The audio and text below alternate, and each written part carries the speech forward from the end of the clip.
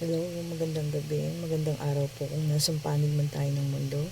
Ngayon, situational reading po ulit tayo ha. Ito po, kina-cleanse muna natin yung ating mga baraha.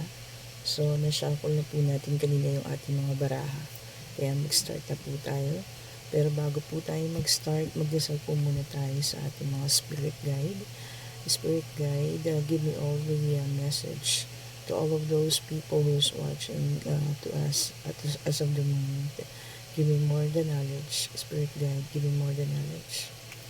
Okay po, pwede na tayo mag-start.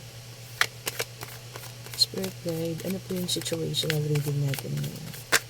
Ayan, may nag-flip agad. So, meron po tayo dito ng 10 of Swords. Okay.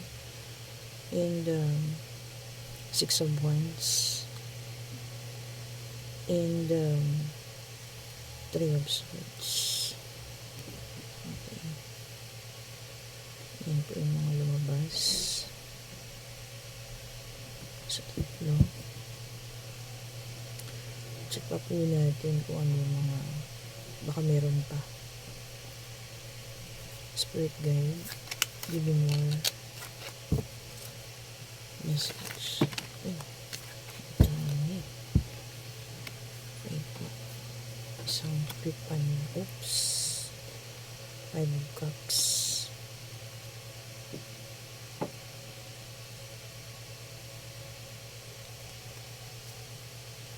The Death.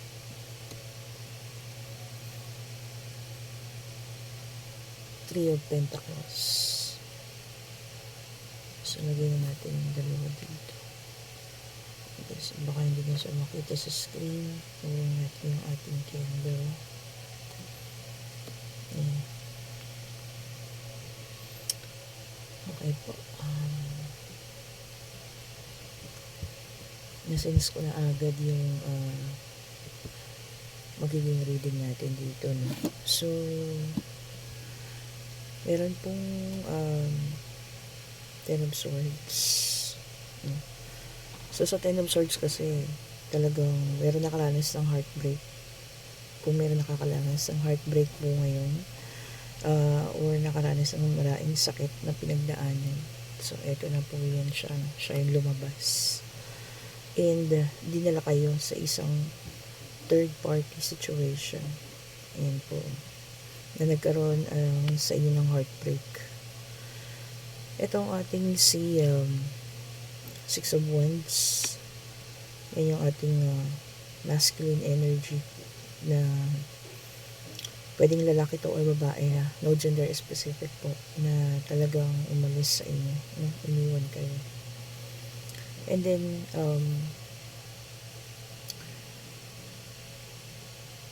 of Cups. Ito kayo, yung feeling nyo ngayon, sobrang sakit, sobrang bigat ng nararamdaman niyo. And, of course po, the death. Ang the death po kasi, ibig sabihin yan, huwag kayong matakot ha, hindi naman yan yung tungkol sa kamatayan. The death, ang ibig sabihin po, ay bagong simula. Okay po. So, grabe yun. Kung makikita nyo rito, yung candle na to, kasi sindi ko lang. Pero, mamamatay na rin siya. So, ito yung parang symbolizes the energy. So, palitan po natin. Wait lang po ha. Patayin ng bago natin candle. So, I didn't know bakit nagkaganon kasi bago lang yun siya. Hindi kaya merong sinisignify yun, ano? Siyempre, ang bagong kandila signifies new future. No? Ito pa, ayaw pa niya magsindi. So, wait lang po ha. Kung ano nangyari, bakit nagkagano.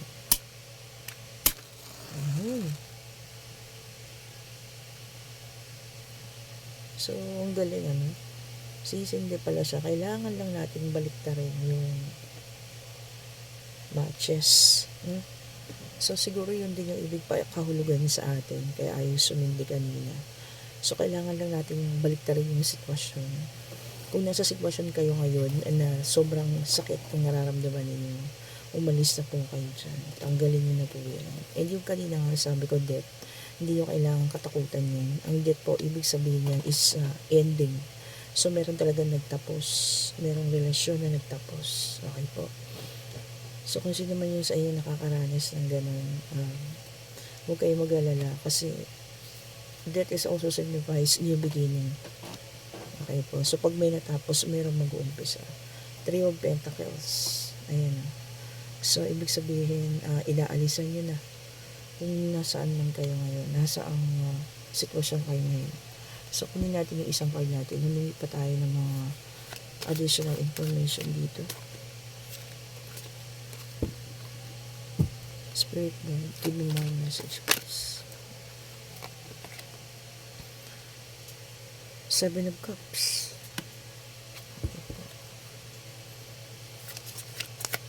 Give me more information. Give me more information. Spirit guide, give me more information, please. Bumagsak na isa.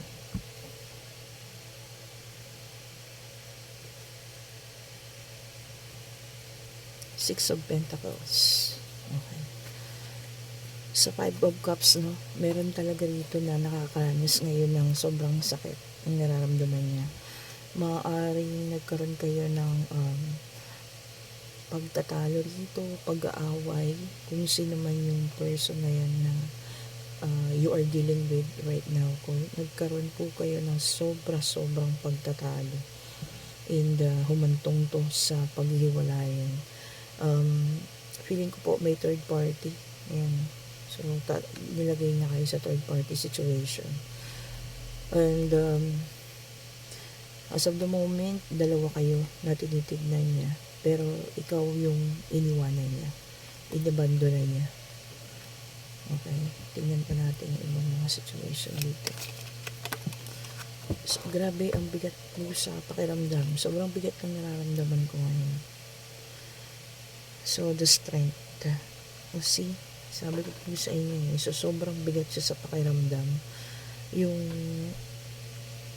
pakiramdam na ganito, yung pakiramdam mo, yung parang mawawala ka sa sarili mo sa sobrang sakit na nararamdaman mo.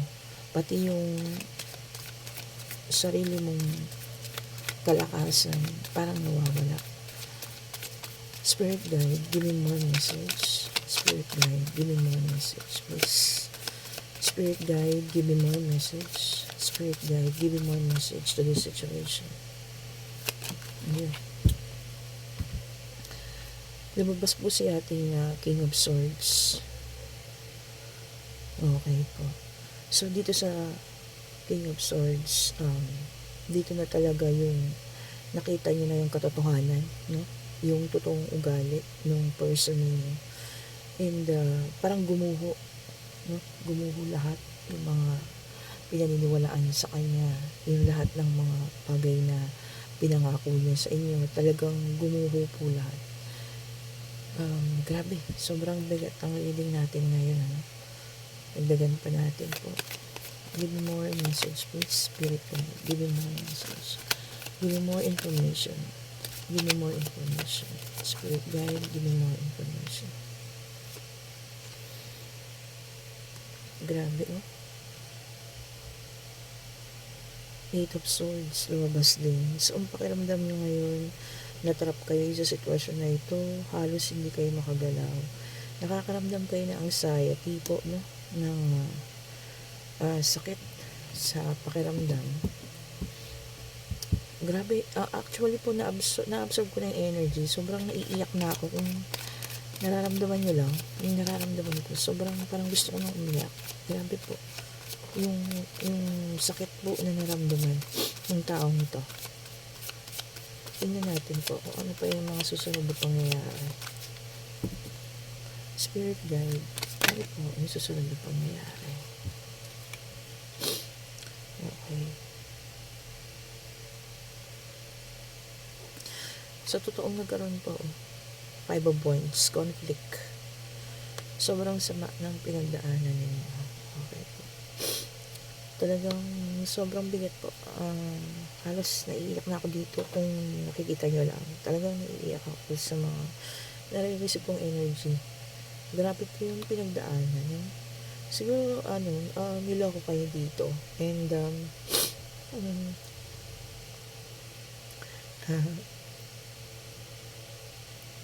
Sorry po talagang sobra yung naramdaman ko dito. Hindi na lang kayo sa sitwasyon na hindi nyo naman ginusto. Okay po. Dito nga kayong um, naging mabuti kayong tao eh. Mabuti po kayong tao sa taong ito. Pero nagawa pa rin niya kayong lokohin. Okay po. Dito sa third party. Sorry po talagang grabe yung nararamdaman kong emosyon. Okay po. Sorry po Sorry po talaga. Hindi ko makontain yung emotion ko. Sobra yung energy niya na talagang naaawa ako dun sa taong sa sino man po yung nandito ngayon sa sitwasyon. Kung sino ka man po hindi umalis ka na po dyan. Umalis ka po sa sitwasyon na yan. Sobrang bigat yung nararamdaman mo. Sobrang bigat po talaga. Yung sakit nararamdaman ko po sobra.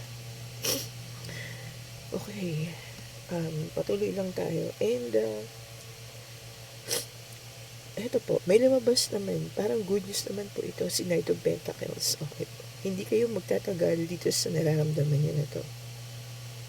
Kailangan niyo pong mag-heal, mag-totally heal dahil meron na pong isang taong nakaraan, inilaan sa inyo si God, paparating na may maganda pong offer at siya po yung magbibigay sa inyo ng stability. Okay po. Tingnan pa po natin yung mga message. Grabe yung emosyon, sobra. Na-feel ko po, ramdam ko. Ito po, si Queen of Wands. May parating na po talaga isang masayahin na tao, independent, passionate, na talagang magmamahal sa inyo ng lubusan. Okay? So, kung kayo man po ay nakakaranas ng depression ngayon, anxiety, dahil dito sa mga nangyari, mag-heal na po tayo, okay? Umalis na po tayo sa sitwasyon na yan, kasi eto na po siya. Parating na po siya, yung talagang inilaan sa inyo ni God. So, huwag naman po hindi mo kakalimutan magdasal ha.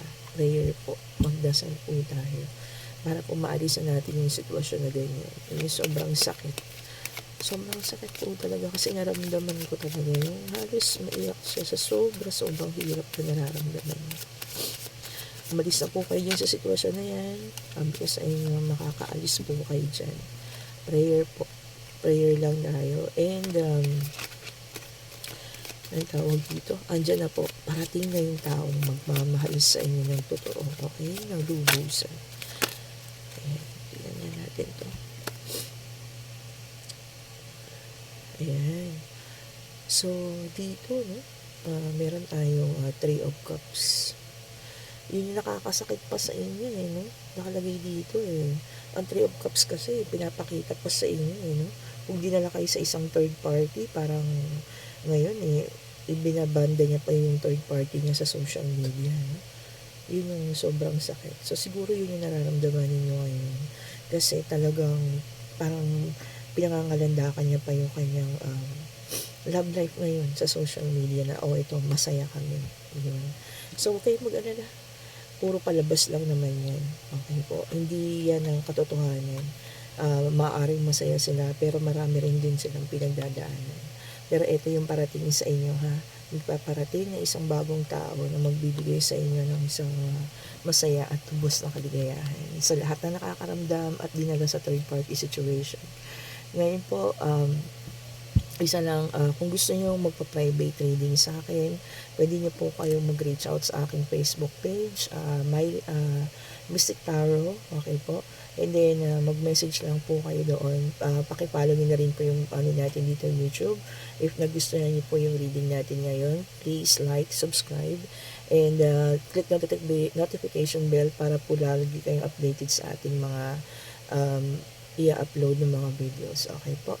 Thank you so much po. God bless. And sa susunod na reading, sana po para sa inyo na. Bye-bye po.